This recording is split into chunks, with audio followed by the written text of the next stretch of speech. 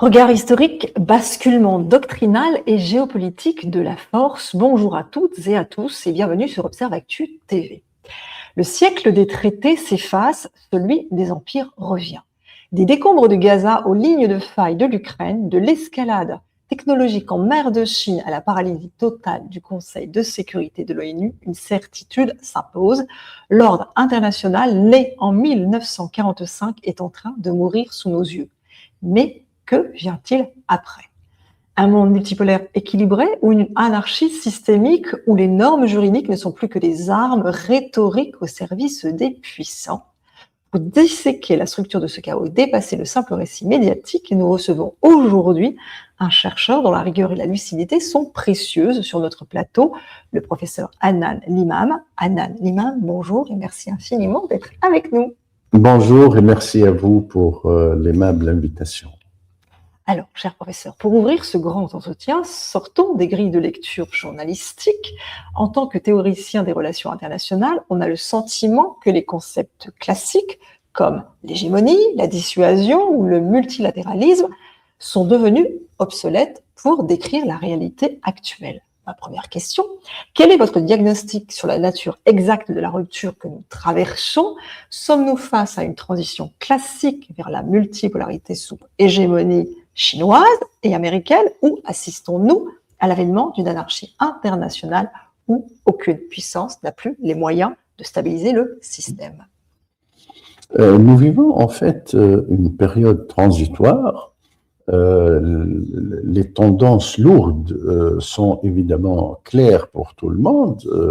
L'Occident est en perte de vitesse. L'Occident se découple.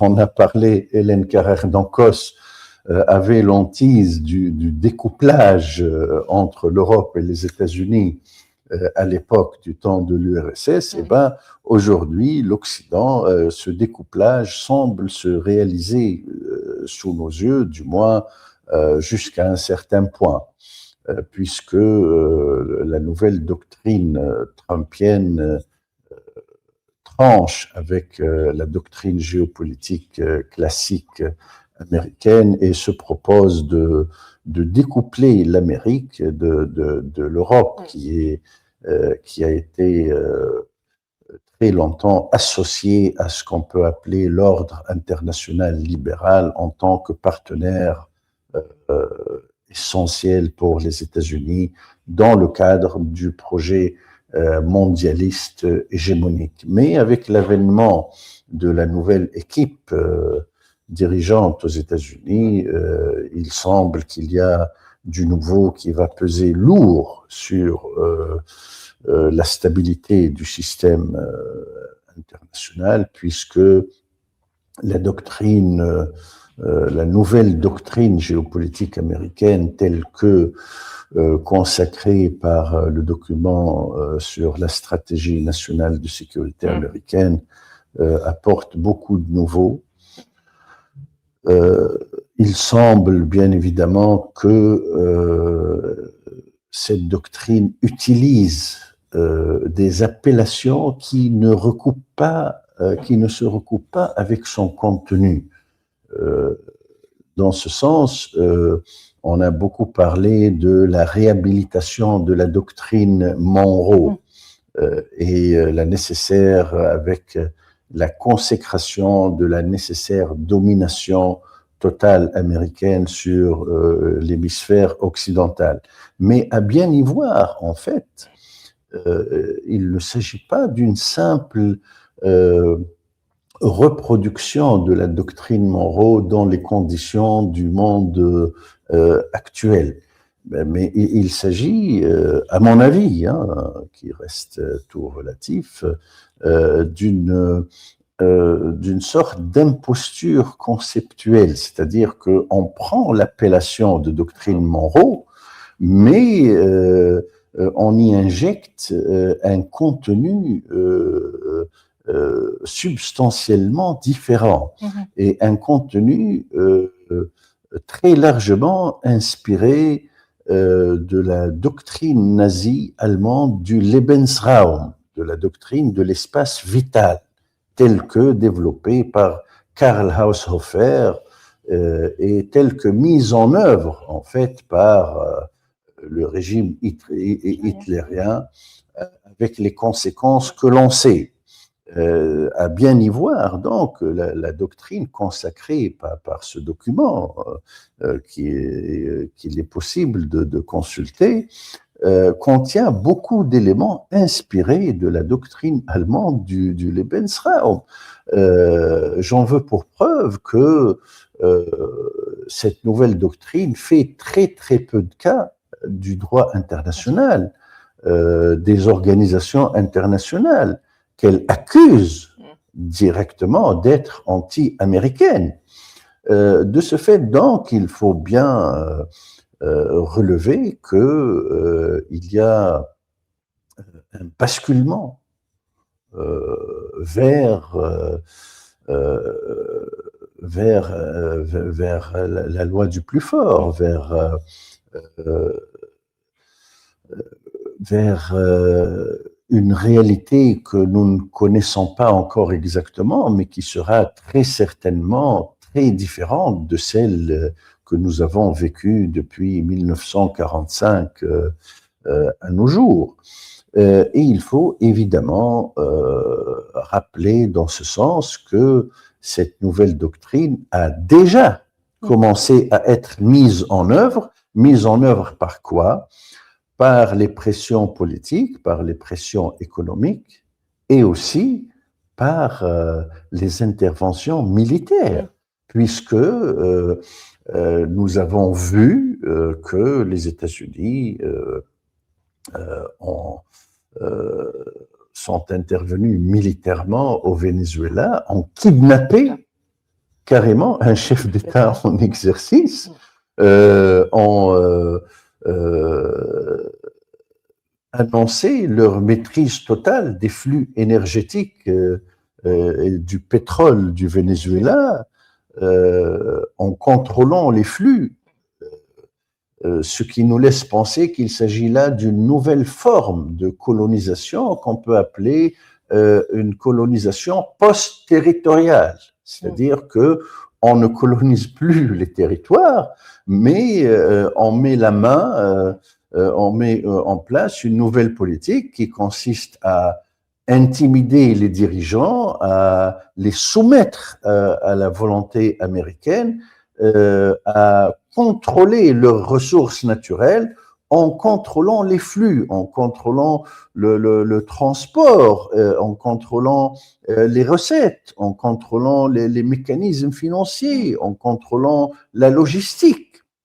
De ce fait, donc, nous assistons à l'évidence à l'émergence d'une nouvelle forme de colonialisme que nous pouvons qualifié de colonialisme post-territorial ou méta-territorial, si l'on veut. Et dans la foulée donc de cette intervention, évidemment, qui s'est déroulée sans accroc majeur pour les États-Unis ont essayé de mettre en œuvre aussi leur nouvelle doctrine en collaboration étroite avec Israël.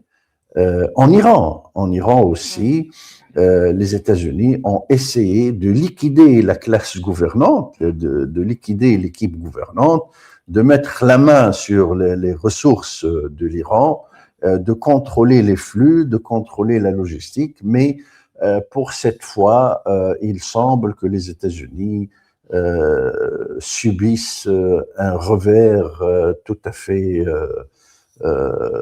évident pour la plupart des observateurs. De ce fait, donc,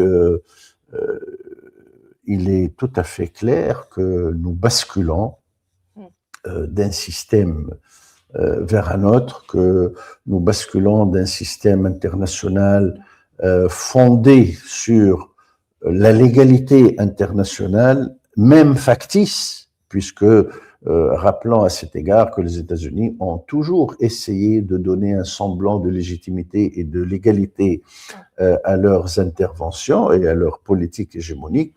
Ce qui change, c'est que maintenant, ils ne prennent même plus la peine de justifier leurs actions au regard du droit international. Ils justifient leurs actions sur la base de considérations de rapports de force qui n'ont strictement rien à voir avec le droit international, qu'ils violent allègrement.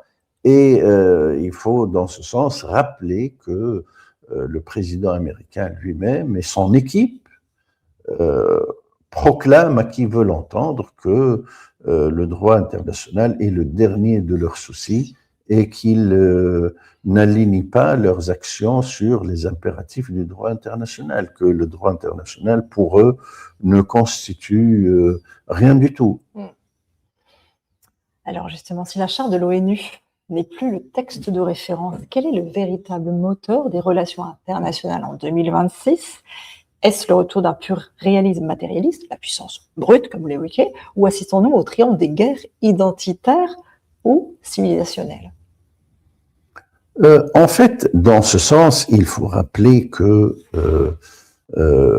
contrairement à ce que l'on peut penser et à ce que l'on peut croire, ces guerres civilisationnelles ou ces guerres identitaires ne procèdent pas d'une approche prospective qu'aurait faite Samuel Huntington, influencé par Bernard Lewis, qui a commencé à développer cette idée de choc de civilisation au début des années 60 du siècle passé. Mais il s'agit, au contraire, à mon sens, d'un programme. Il ne s'agit pas d'une approche prospective, mais d'un programme. Allons plus loin. D'un programme, puisque dès l'effondrement de l'URSS, le problème s'est posé pour savoir ce qu'on allait faire de l'OTAN.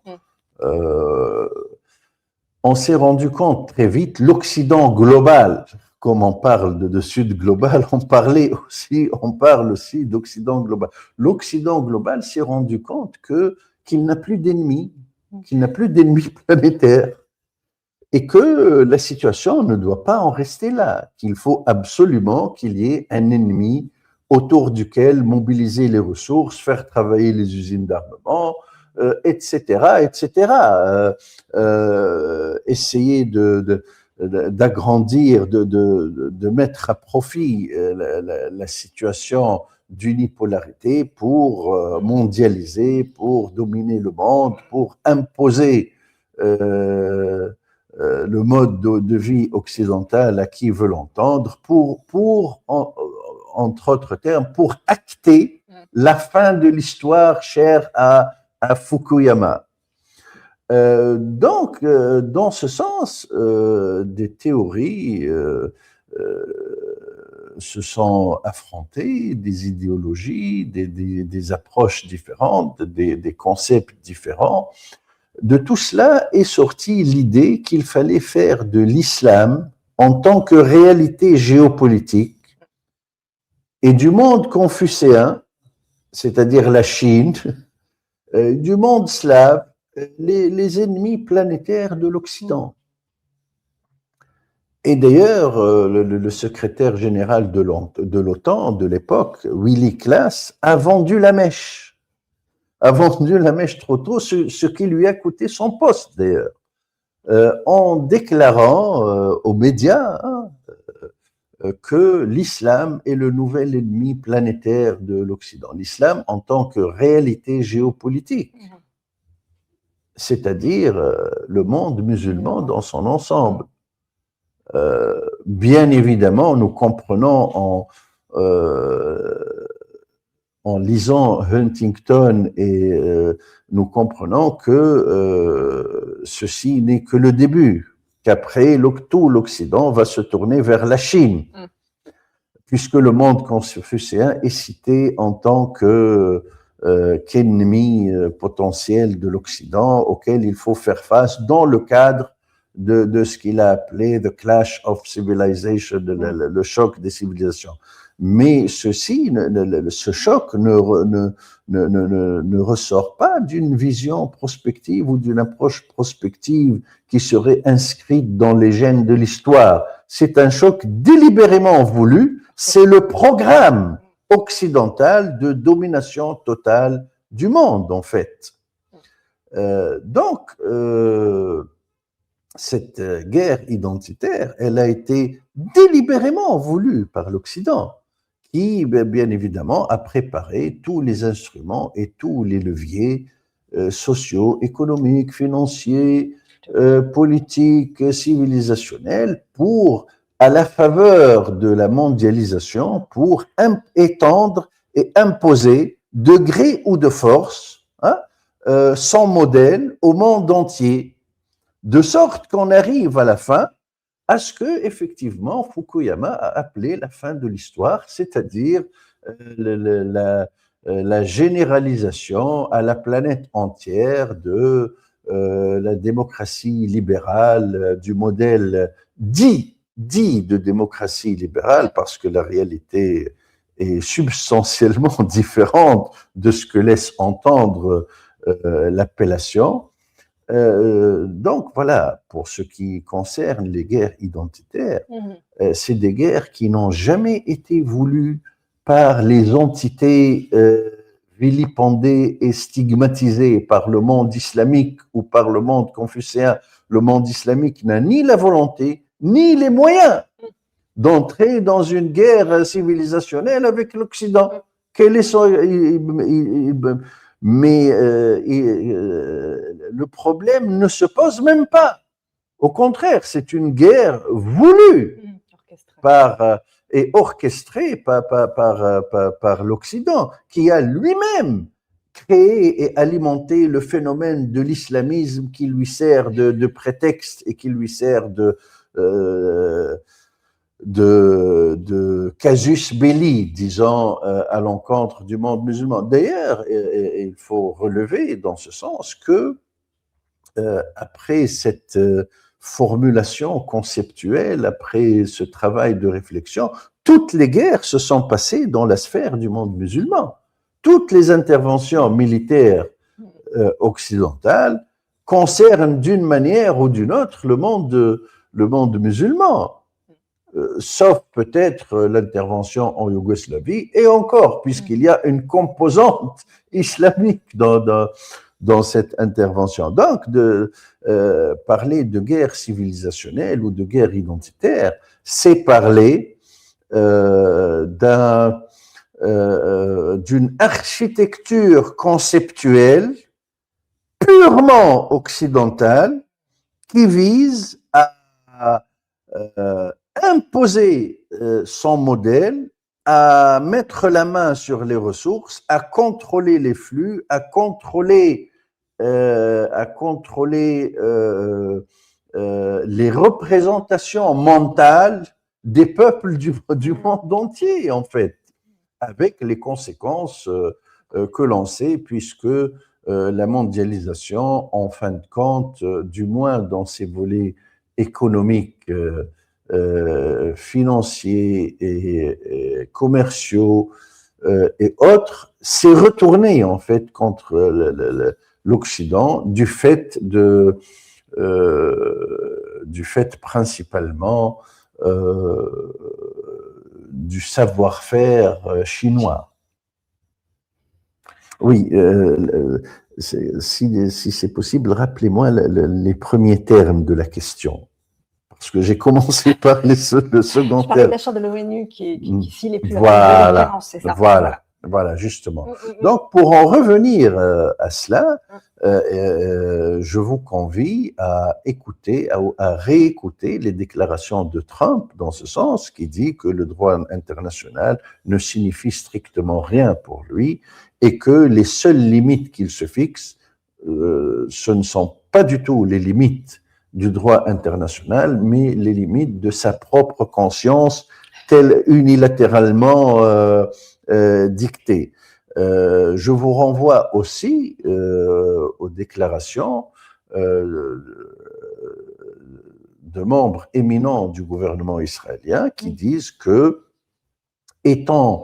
faisant partie du peuple élu, ils n'ont pas à respecter le droit international, puisque justement, l'un des privilèges du peuple élu, c'est qu'il n'est pas tenu, c'est que le droit international ne s'applique pas à lui, sinon que être peuple élu ne signifie rien. Donc, la Charte des Nations Unies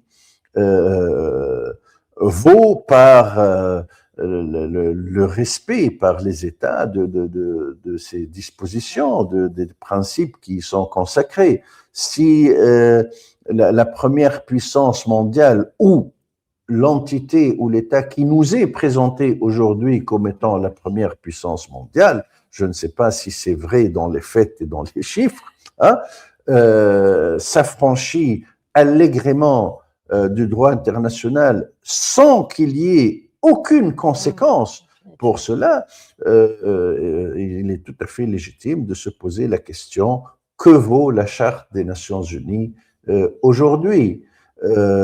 Si l'on va vers la loi de la jungle, vers l'anarchie, vers le pur rapport des forces, quelles en seront les conséquences pour la stabilité mondiale, ou même en étant dans le cadre d'un scénario maximaliste, qu'en sera-t-il pour la survie même de l'espèce humaine à l'ère nucléaire? Question, vaste question. L'avenir nous le dira. Abordons le... S'il y en a un. Exactement. S'il y en a un. En disant si on a la chance de le voir. Abordons le Proche-Orient. Venons-en donc au principal laboratoire de cette rupture des normes, le Proche-Orient. Donc depuis le 7 octobre 2023, la région s'est embrasée, mais au-delà de l'horreur humanitaire, ce conflit se joue aussi sur le terrain du droit international public qui semble y avoir subi un coup d'arrêt fatal.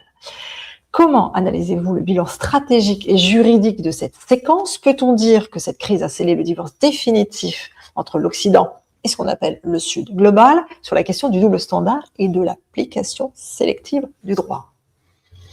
Bien évidemment, il s'agit d'une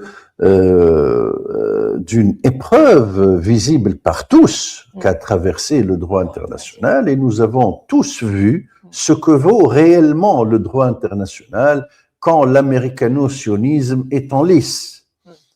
Nous avons tous vu que les États occidentaux se sont dérobés à leurs obligations juridiques. J'en veux pour exemple, je vais donner un exemple très clair.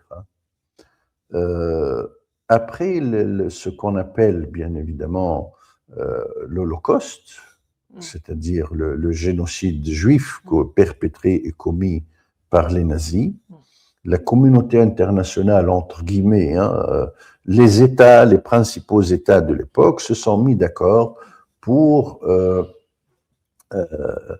mettre en place, pour rédiger et signer et ratifier une convention, la convention sur la prévention du crime, la prévention et la répression du crime de génocide, qui a été signée en 1948 et qui est entrée en vigueur en 1951. Donc cette convention sur la prévention et la répression du crime de génocide s'est étendue. Pratiquement tous les États du monde ont en fait ratifié cette convention, même les États qui ont obtenu leur indépendance après l'élaboration de cette convention l'ont ratifiée par la suite. C'est une convention donc réellement universelle qui englobe la quasi-totalité des États du monde et qui en plus ne vaut pas par sa qualité de traité international seulement, parce qu'elle codifie le droit coutumier, elle codifie des normes de jus cogens qui s'imposent et existent même en dehors de stipulations écrites ou de signatures de conventions ou de ratifications. Okay. Donc cette convention a vu le jour justement pour empêcher que le génocide perpétré par les nazis sur les juifs se répète, pour qu'un scénario pareil se répète. De ce fait, donc, cette convention, qu'est-ce qu'elle stipule? Pardon. Elle stipule que tous les États du monde doivent veiller à prévenir le crime de génocide c'est-à-dire à empêcher sa survenance. Ce qui veut dire que tous les États du monde sont obligés juridiquement d'intervenir et de prendre toutes les dispositions qu'ils peuvent, y compris militaires, pour empêcher la survenance d'un crime de génocide. Et si ce dernier venait à être commis, à réprimer ses auteurs. C'est une obligation juridique impérative qui découle d'un traité international dûment ratifié et de normes de jus cogens. Ce qui fait que tous les États occidentaux qui prétendent avoir la puissance sont obligés d'intervenir pour empêcher la commission de ce crime des crimes. Le génocide est appelé et qualifié de crime des crimes, parce qu'il n'y a aucun autre crime qui soit plus grave que le génocide. De ce fait, donc, nous constatons bien évidemment que les États occidentaux se sont non seulement dérobés à leurs obligations juridiques qui découlent de cette convention, mais certains d'entre eux ont aidé à la perpétration de ce crime des crimes abominables. Ensuite, ils n'ont strictement rien fait pour réprimer ce crime. Et ils ont même protégé les responsables que la Cour pénale internationale a cités en tant que responsables de crimes contre l'humanité et crimes de guerre. Ils n'ont pas retenu crimes de guerre. Il faut rappeler dans ce sens que la CIJ elle-même, dans le cadre d'un arrêt rendu sur les mesures conservatoires, dans le cadre de la plainte déposée par l'Afrique du Sud contre Israël, elle a dit que tous les éléments convergent pour dire qu'il y a des craintes légitimes et des faits avérés qui font qu'il y a effectivement un crime de génocide qui est vraisemblablement en train d'être commis dans les territoires occupés. Donc, c'est un danger constaté par la plus haute juridiction internationale, la Cour internationale de justice. Donc, les Occidentaux, les États occidentaux, avaient l'obligation juridique au regard du droit international d'intervenir, fût-ce militairement, pour empêcher la survenance de ce crime. Ils ne l'ont pas fait. Au contraire, ils ont aidé Israël avec tous les moyens possibles et imaginables à continuer de perpétrer ce crime. Ils ont ensuite protégé les auteurs de ces crimes en refusant d'appliquer le mandat émis par la Cour pénale internationale. La responsabilité des États occidentaux est grande. Et vous savez quoi?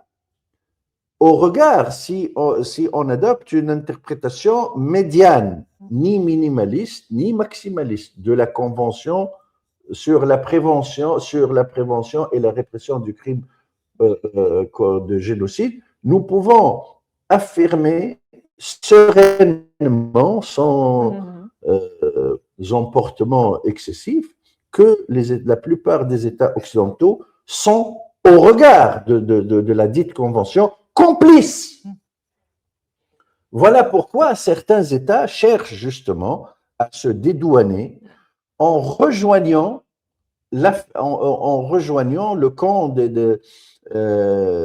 des États qui ont initié l'affaire devant la Cour internationale de justice. Nous trouvons plusieurs États qui ont rejoint l'Afrique du Sud dans sa plainte contre Israël.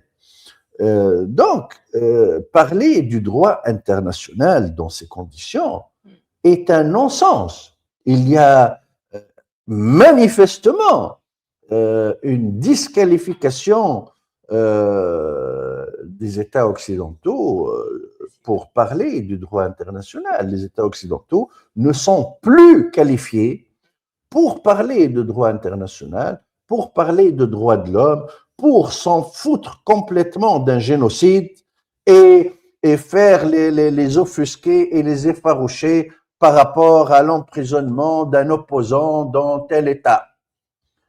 Cela, bien évidemment, les gens de cette génération, en général, la plupart d'eux sont instruits, éduqués.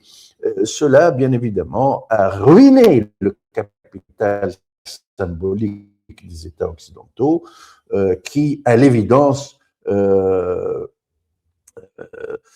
se positionnent en tant que donneurs de leçons au monde entier, alors que, pour la plupart, il s'agit de complices, d'États complices dans la perpétration du crime de génocide qui continue à se dérouler sous leurs yeux sans qu'ils lèvent le petit doigt pour arrêter le cours des événements. Dans ces conditions, donc, pour en revenir à la question, le double standard est bien évidemment de mise.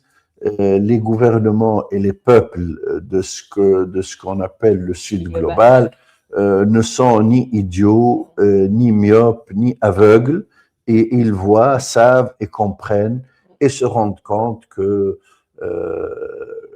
les États occidentaux pratiquent une politique manifestement hypocrite et manifestement basée sur la distinction entre les États selon leur origine, selon leur proximité de l'Occident. De ce fait, donc, tout leur discours autour des droits de l'homme, autour du droit international, est le moins que l'on puisse dire, totalement décrédibilisé, totalement déconstruit non pas par au niveau par la discussion, par la discussion intellectuelle, mais par les faits. Et les faits sont vraiment beaucoup plus têtus que les meilleures démonstrations intellectuelles.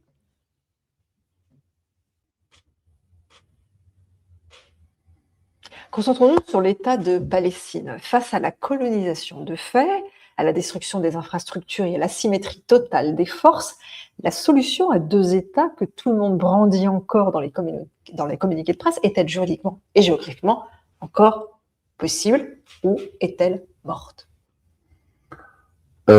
Théoriquement, bon, il y a deux niveaux de réponse. On doit explorer ces deux niveaux séparément. Sur le plan théorique, évidemment, ça reste possible. C'est la solution qui se fonde sur la légalité internationale, sur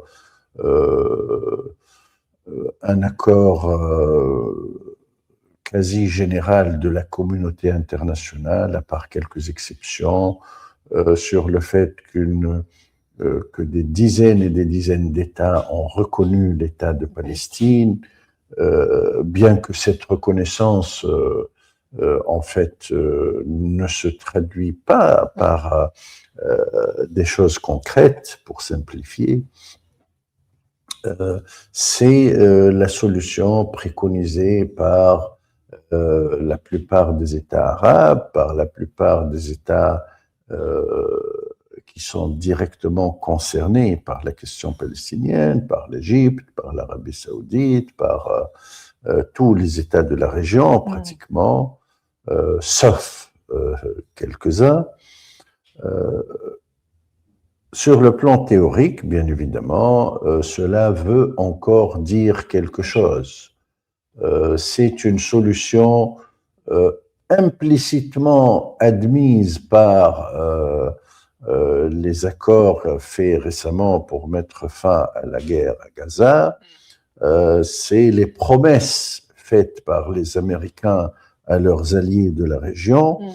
euh, la plupart des États européens aussi préconisent cette solution à deux États, qui semble avoir une forte acceptation au niveau international. C'est la position officielle de la Chine, de la Russie, de la Grande-Bretagne, de la France, des membres permanents du Conseil de sécurité.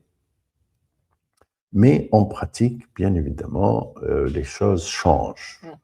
En pratique, cette solution ne verra probablement jamais le jour, puisqu'il y a une politique systématique de colonisation des terres occupées, qu'il y a des plans tout à fait clairs et annoncés d'annexion de la Cisjordanie, du moins d'annexion d'une grande partie de la Cisjordanie, d'annexion aussi de Gaza, puisque la moitié de Gaza est aujourd'hui occupée par Israël. Il n'y a pas de continuité territoriale entre les territoires soumis à l'autorité palestinienne. De ce fait, donc, en pratique, Israël n'acceptera jamais cette solution à deux États. Au contraire, il y a un projet connu de tous, le projet du Grand Israël, proclamé et adopté par le gouvernement israélien et aussi par l'opposition israélienne, ce qui constitue l'opposition laïque, y compris l'opposition laïque, ce qui donne une toute autre dimension au problème, c'est-à-dire que le projet de conquête, d'annexion de nouvelles terres, non pas de restitution des terres déjà occupées, d'annexion de nouvelles terres, fait partie d'une sorte de consensus national. Comment donc imaginer qu'un gouvernement israélien puisse accepter une solution à deux États? Les choses ne vont pas du tout dans ce sens-là. L'administration américaine, il faut rappeler dans ce sens que Moshe Dayan a dit que les Arabes ne lisent pas. Eh bien, les Arabes aujourd'hui lisent. Et qu'est-ce qu'ils ont lu? Ils ont lu que Trump, lors de sa campagne électorale, il a promis à Netanyahou de reconnaître une éventuelle annexion de la Cisjordanie et de Gaza. Bien qu'ils s'en défendent aujourd'hui, mais il y a une politique apparente proclamée et une politique réelle. La réalité est qu'il y a un blanc-seing donné au gouvernement israélien pour annexer en douceur les territoires, la Cisjordanie. Et qui est en charge de ce dossier? C'est Smotrich en personne, qui, en plus de sa qualité de ministre des Finances, participe, chapeaute la politique publique israélienne qui vise à annexer les territoires de la Cisjordanie occupée. Et il y a des questions liées au cadastre, des questions liées au projet immobilier, des questions liées à la confiscation des terres qui sont en train d'être réalisées sur le terrain de sorte qu'il soit impossible concrètement qu'il y ait un État palestinien viable. Il se peut qu'il y ait un État palestinien sur les documents, mais pas sur le terrain. De ce fait, donc, cette question ne sera vraisemblablement pas décidée dans les bureaux, dans les couloirs des Nations Unies, dans le cadre de négociations bilatérales ou multilatérales. Cette question sera très vraisemblablement tranchée sur le terrain au vu du rapport des forces existant. Malheureusement, si on voit et on n'évalue la réalité telle qu'elle, non pas telle qu'on voudrait qu'elle soit. Cette réalité nous enseigne que la question, la solution des deux États n'est plus viable et n'est plus à jour en pratique. Elle est à jour théoriquement.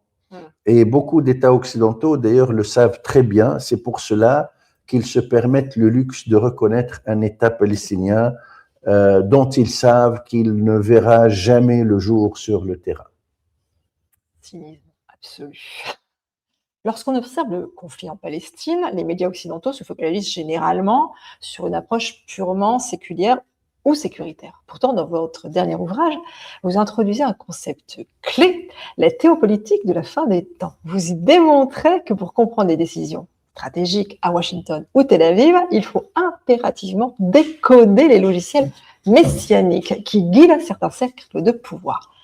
En quoi cette grille de lecture est-elle indispensable pour expliquer l'irrationalité apparente de certains dirigeants occidentaux prêts à sacrifier leur propre intérêt géopolitique pour soutenir aveuglément Tel Aviv? Oui, dans ce sens, il faut rappeler que il faut définir avant tout ce fameux messianisme et le définir d'une manière scientifique. Le messianisme, c'est quoi? C'est une représentation mentale, hein, ce n'est pas une réalité, c'est une représentation mentale du temps futur.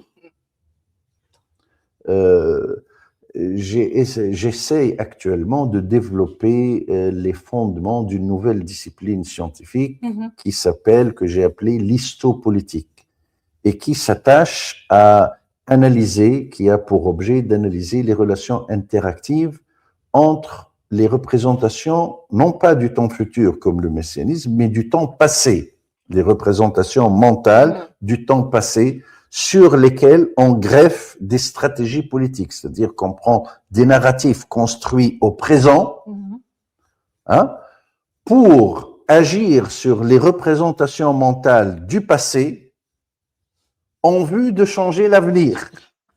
Ok, d'accord. Ça, c'est ce que j'ai appelé l'histopolitique. Mais à côté de l'histopolitique, qui analyse les stratégies politiques en rapport avec les représentations du passé, hein, il y a le messianisme qui s'intéresse aux stratégies politiques basées sur les représentations mentales du futur.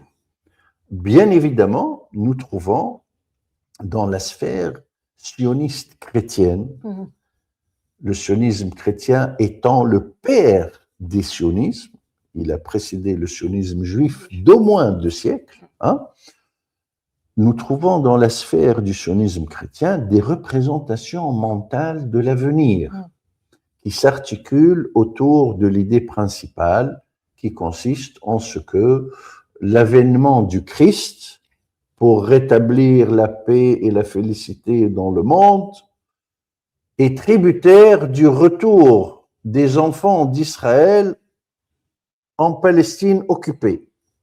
Donc, c'est pour cela donc que ce sionisme chrétien a puissamment aidé les sionistes juifs à créer l'État d'Israël.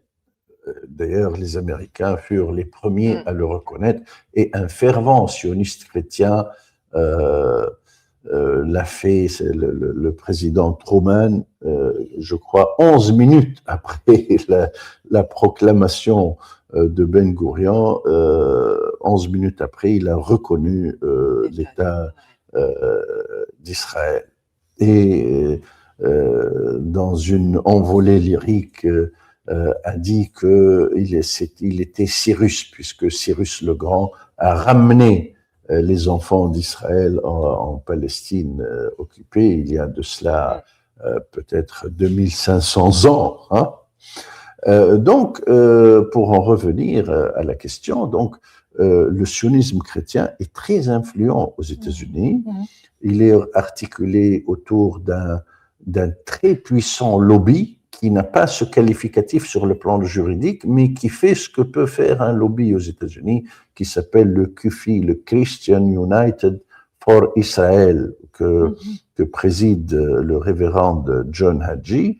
Le sionisme chrétien est très puissant et forme à certaines interprétations spécieuses de la Torah, c'est-à-dire un État sans partage sur toute la Palestine occupée, voire même un État pouvant correspondre aux frontières bibliques du Grand Israël.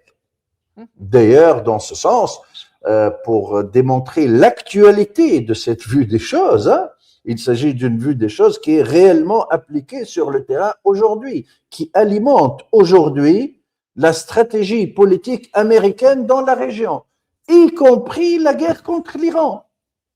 Nous rappelons dans ce sens que le président Trump a très fréquemment fait référence aux idées principales du sionisme chrétien, qu'un sénateur très influent et très proche de Trump comme Lindsey Graham a décrit la guerre contre l'Iran comme étant une guerre religieuse, que son propre secrétaire à la Défense l'a décrit jusqu'à aujourd'hui comme étant une guerre religieuse, qu'il a fait distribuer à tous les soldats qui participent à cette guerre un discours au vu duquel il s'agit là d'une guerre en rapport avec la bataille d'Armageddon ou je ne sais quoi, que l'ambassadeur américain en Israël a dit texto il y a quelques semaines qu'Israël a le droit de s'agrandir, de conquérir des terres, d'être la principale puissance dans la région,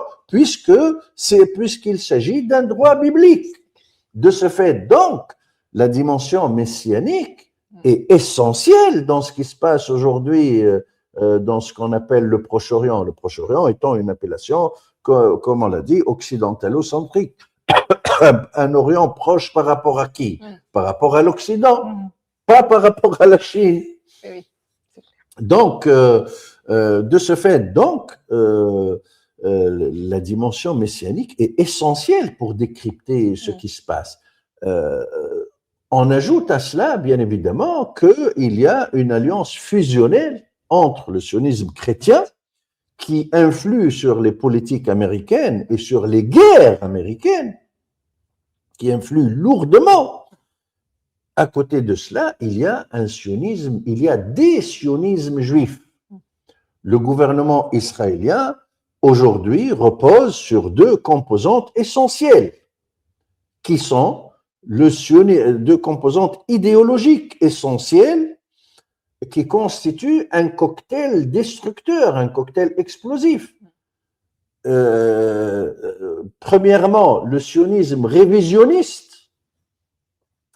Le Likoud, qui est le premier parti aujourd'hui en Israël, le Likoud a pour idéologie le sionisme révisionniste, qui a été développé par Jabotinsky, par Vladimir Jabotinsky, dans les années 20 et 30, et qui est, pour résumer, qui est un petit peu la version nazie du sionisme. Une version ultranationaliste, une version conquérante, une version expansionniste, une version suprémaciste qui a succédé à Vladimir Jabotinsky, qui est mort en 1940, le propre père de Netanyahou.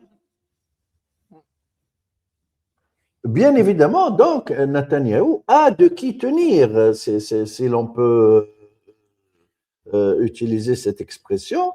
Donc, ce sionisme révisionniste est au pouvoir aujourd'hui. Et bien évidemment, il y a ce sionisme révisionniste est entré dans une alliance fusionnelle et interactive avec quoi? Avec le sionisme religieux le plus rétrograde. Et ce sionisme religieux qui s'est beaucoup renforcé depuis 1967 et qui a infiltré tous les secteurs vitaux de la société israélienne, qui a beaucoup plus d'influence que son poids électoral. À titre d'exemple, près de 40% des officiers des brigades d'élite israéliennes sont des sionistes religieux et sortent des écoles religieuses, puisqu'il y a une formule en Israël au vu de laquelle on peut poursuivre l'étude de la Torah tout en faisant son service militaire. De ce fait, donc, il y a une alliance fusionnelle en Israël entre le sionisme révisionniste, c'est-à-dire la version nazie du sionisme, et le sionisme religieux qui base tout son programme sur des interprétations et des lectures spécieuses de la Torah, c'est-à-dire qui base tout son programme sur le refus absolu de négocier avec les Palestiniens, des solutions à deux États, de toute solution diplomatique, qui est pour l'extension de la souveraineté israélienne à toute la Palestine occupée, pour le transfert ou l'extermination des populations palestiniennes, et pour, bien évidemment, la réalisation du projet du Grand Israël du Nil à l'Euphrate, c'est-à-dire pour l'écrasement de tous les États de la région en usant et en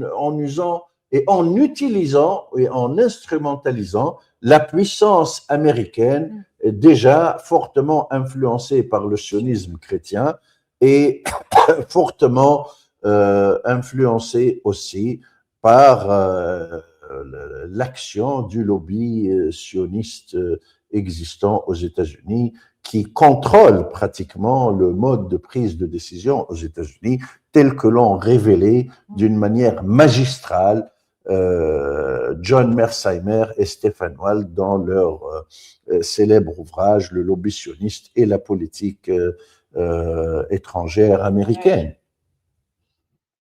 Merci pour cet enrichissement. Traversons le cœur névralgique de cette tectonique des puissances. Nous avons vécu, entre l'été dernier et le début de cette année 2026, une rupture de paradigme inédite, l'affrontement militaire direct de la coalition israélo-américaine contre l'Iran. Face au coût stratégique et énergétique de cette guerre, l'administration Trump vient de créer la surprise générale en signant un protocole d'accord de cessez-le-feu avec Téhéran. Pourtant, à peine signé, ce protocole est ouvertement court-circuité par la poursuite unilatérale des frappes israéliennes au Liban, alors même que des négociations cruciales sont en train de s'ouvrir en urgence ici à Genève. On apprend aujourd'hui même que les États-Unis ont frappé l'Iran. Ma question, quelle est votre lecture de ce télescopage? Comment analysez-vous ce protocole Trump-Iran et que révèle le fait qu'Israël, encore une fois, puisse s'en affranchir? Bien évidemment, il faut mettre les choses dans leur contexte et dans leur sillage.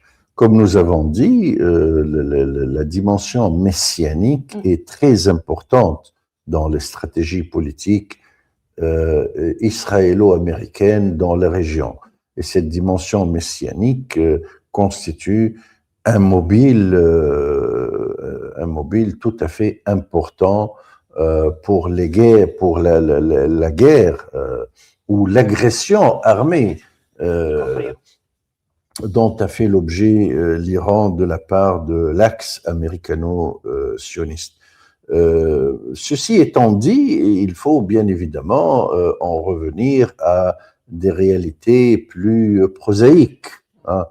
Et ce faisant, les États-Unis se sont rendus compte que le narratif israélien qui les a conduits à déclencher cette guerre est totalement faux, que le régime iranien ne s'est pas effondré en coupant la tête, entre guillemets, que le régime iranien est plus une hydre qu'une chimère, c'est-à-dire que quand on coupe une tête, il y en a une douzaine qui renaissent. De ce fait que le régime iranien ne tient pas à une personne ou un groupe restreint de personnes. Il s'agit de tout un système politique extrêmement complexe le mode de prise de décision est très complexe. Beaucoup d'institutions interviennent dans le mode de prise de décision et contrairement à ce que le monde en général pense, le guide suprême est plutôt un arbitre qu'un dictateur. Il y a beaucoup d'institutions qui entrent en jeu, le conseil le conseil de surveillance, le conseil des experts, le conseil pour la sécurité nationale. Il y a beaucoup le conseil pour l'identification de Tashkhis Maslahat al-Nizam, comment on peut traduire ça, le conseil d'identification de l'intérêt du régime, mais c'est une traduction qui n'est pas vraiment très exacte. De ce fait, donc, cette flopée d'institutions fait que si une personne ou 10 personnes ou 100 personnes ou 1000 personnes ou 5000 personnes décèdent, ça ne change strictement rien. Au contraire, cela fait monter peut-être une nouvelle génération qui est plus déterminée, plus aguerrie, qui veut plus en découdre que la génération qui a été liquidée. De ce fait, donc, l'Iran a montré au cours de l'épreuve du feu qu'elle constitue, pour la plupart des observateurs objectifs, qu'elle constitue, à l'évidence, l'une des principales puissances militaires dans le monde aujourd'hui. Et ceci, bien évidemment, est le résultat d'un constat tout à fait objectif. Si, par exemple, pour bien comprendre, pour bien expliquer, pour faire un peu dans la pédagogie, si, par exemple, l'armée américaine, avec toute sa puissance, et l'armée israélienne avec elle, avec toute sa puissance, attaque la France, nucléaire non compris, est-ce que la France peut résister? Elle ne pourra pas résister. Si cette armée ou si cette coalition attaque toute l'Europe, est-ce que toute l'Europe peut résister? Elle ne peut pas résister. Quelles sont les puissances dans le monde qui peuvent résister à cette formidable puissance militaire? La Chine, la Russie, et c'est tout. Peut-être la Corée du Nord. Et l'Iran, il faut ajouter à ces États, l'Iran, qui a résisté, qui a mis en échec donc les États-Unis et Israël, et qui a été capable de leur infliger des coups extrêmement douloureux, et qui est jusqu'à aujourd'hui capable de continuer la guerre avec des moyens insoupçonnés. Ceci n'est pas mon avis, n'est pas du tout mon avis, c'est l'avis de la quasi-totalité des experts militaires occidentaux, français et autres, qui sont intervenus sur la question. À l'évidence, l'Iran constitue une puissance militaire principale que les États-Unis ne peuvent pas abattre militairement, et nous ne parlons bien évidemment pas ici d'un éventuel basculement vers l'utilisation d'armes de destruction massive. Nous parlons de rapports de force conventionnels. De ce fait, donc, les États-Unis, l'administration américaine, imbue de sionisme chrétien et d'illusions messianiques, c'est casser les dents sur l'os iranien, en fait. C'est les objectifs, les chimères messianiques américaines se sont brisées se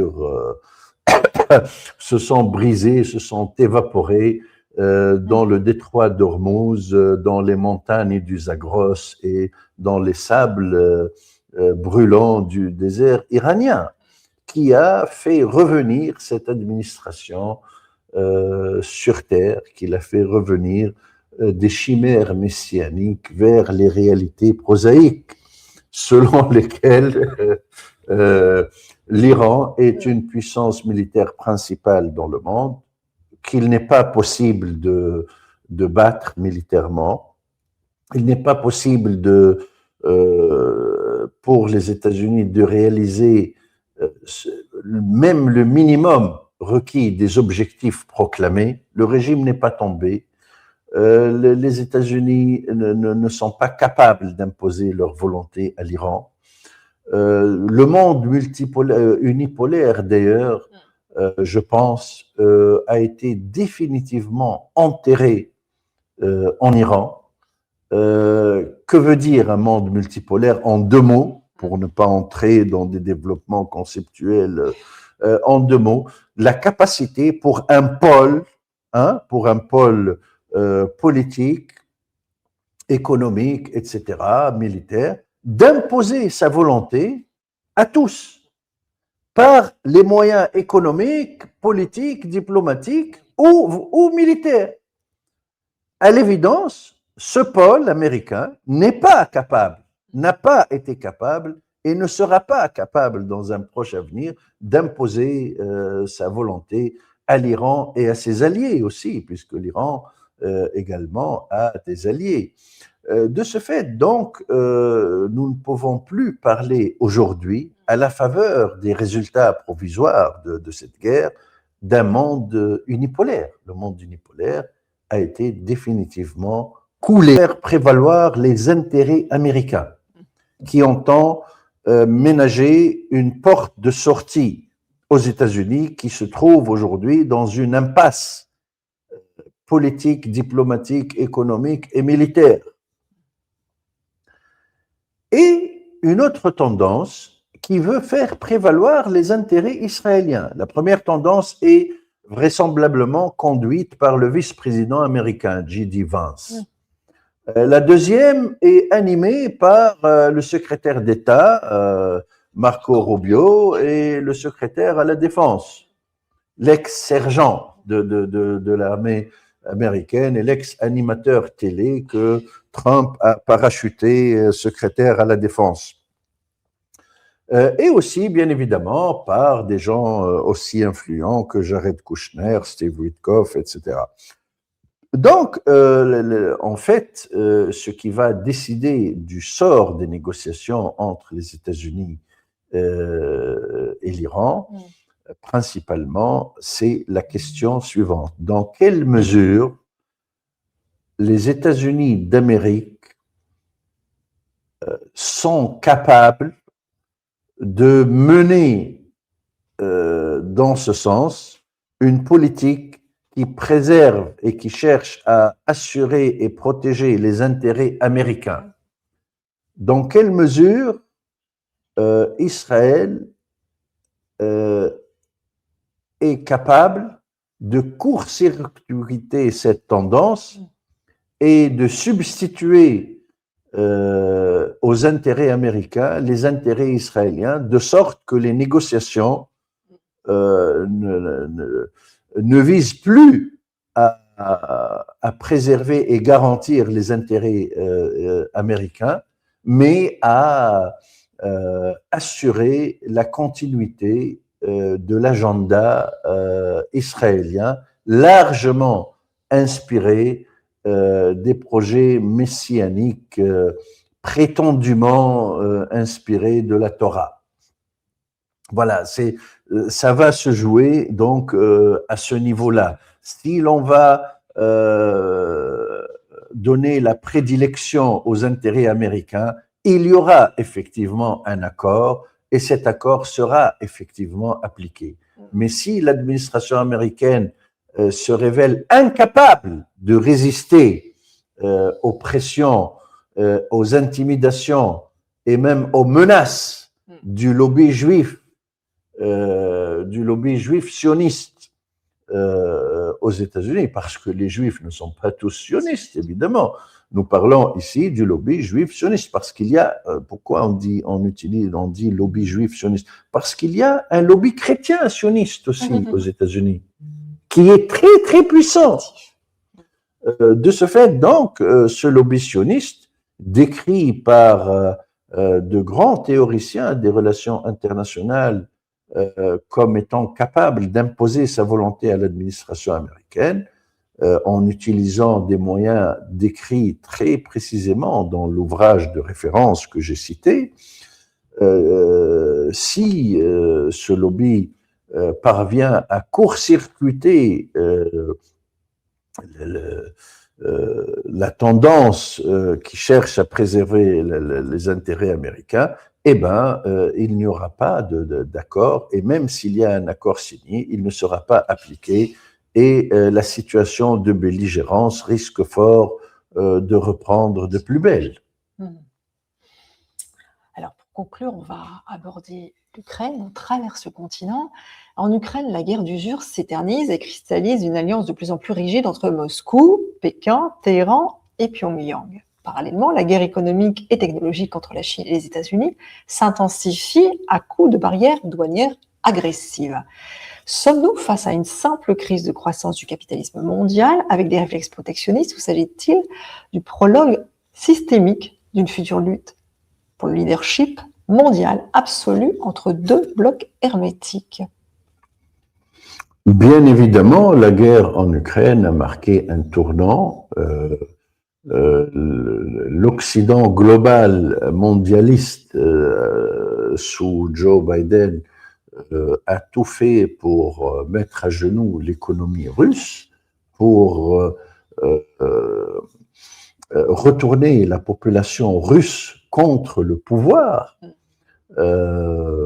en usant d'instruments de guerre sociale et sociétale au sein même de la Russie, en usant des sanctions économiques qui ont atteint un nombre jamais vu auparavant. Nous parlons de milliers et milliers de sanctions de diverses sortes, mais tout cela semble avoir échoué parce que la Russie, avant même d'entrer en Ukraine, a réussi à insulariser relativement son économie et semble avoir bien préparé son coup, entre guillemets, puisque l'économie russe ne s'est pas effondrée, contrairement aux prédictions de certains, qu'elle a même enregistré une certaine croissance, que surtout le facteur essentiel dans tout cela est que le monde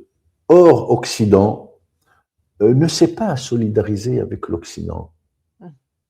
Que le monde, bien que beaucoup d'États aient condamné l'intervention russe en Ukraine, ces États, cependant, au niveau des sanctions, au niveau de la mise en quarantaine de la Russie, ne se sont pas solidarisés avec les États occidentaux et ont joué leur propre jeu. Ils ont refusé d'obtempérer au diktat occidental, dont, par exemple, l'Arabie saoudite, dont les Émirats arabes unis, qui ont refusé d'augmenter leur production pétrolière pour faire baisser le prix et porter un coup très grave à l'économie russe.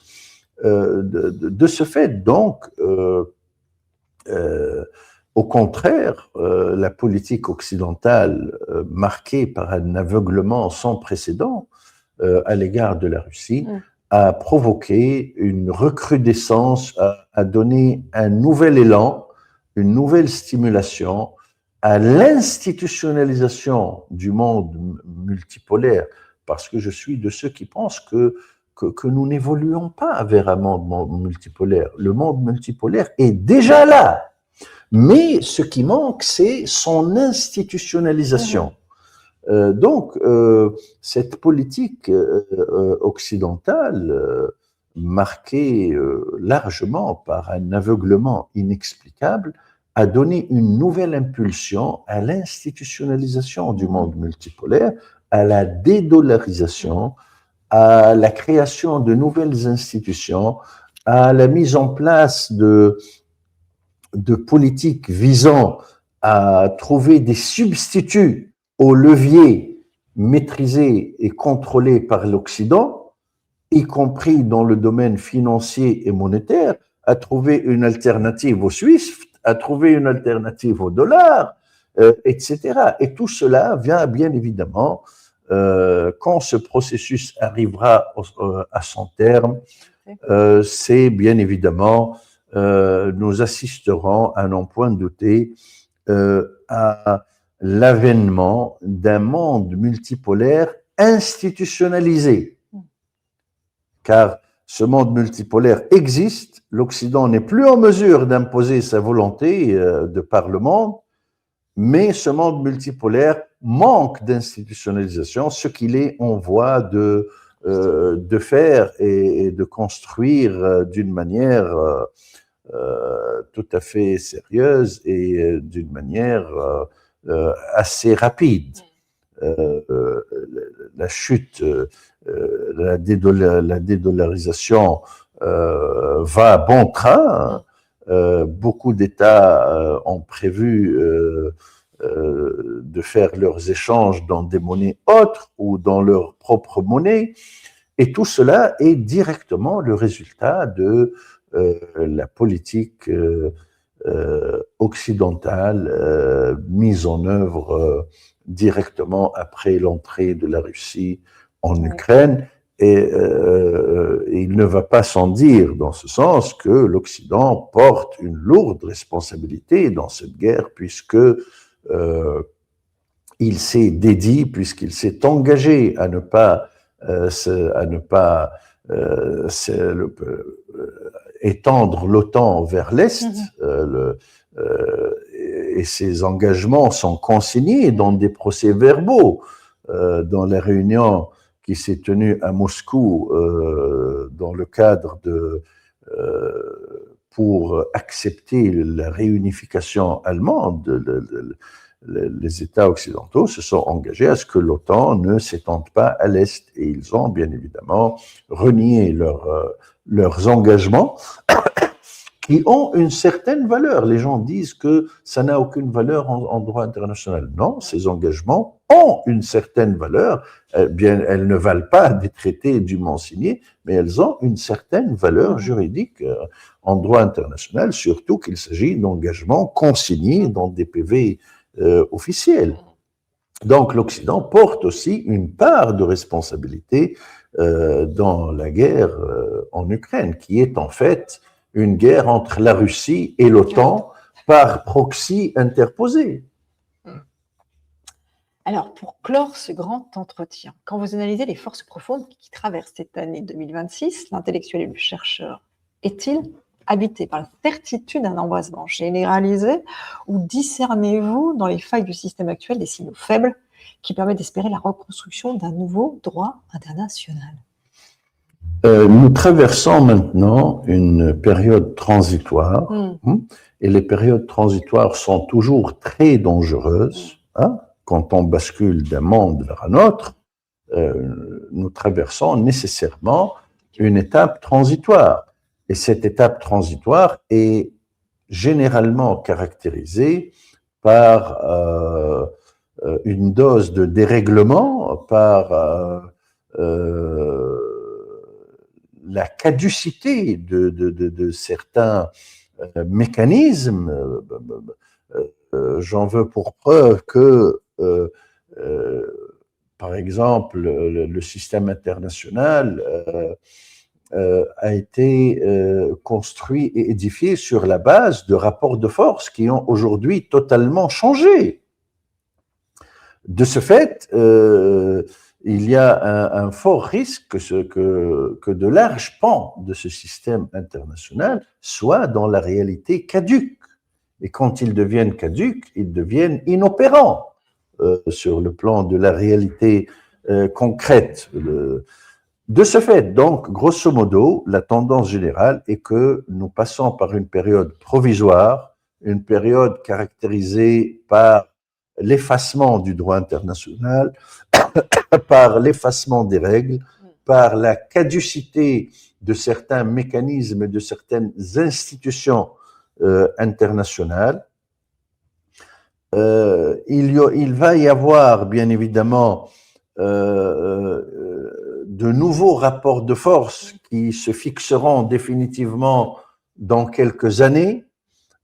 Et ces rapports de force, dans la mesure où ils ne débouchent pas sur une guerre nucléaire qui efface tout, vont très certainement sécréter de nouvelles règles, de nouvelles institutions, vont certainement agir pour changer le système international tel qu'il existe aujourd'hui. Il y aura, pour résumer, il y aura un système international plus équilibré où il n'y aura pas de système du tout.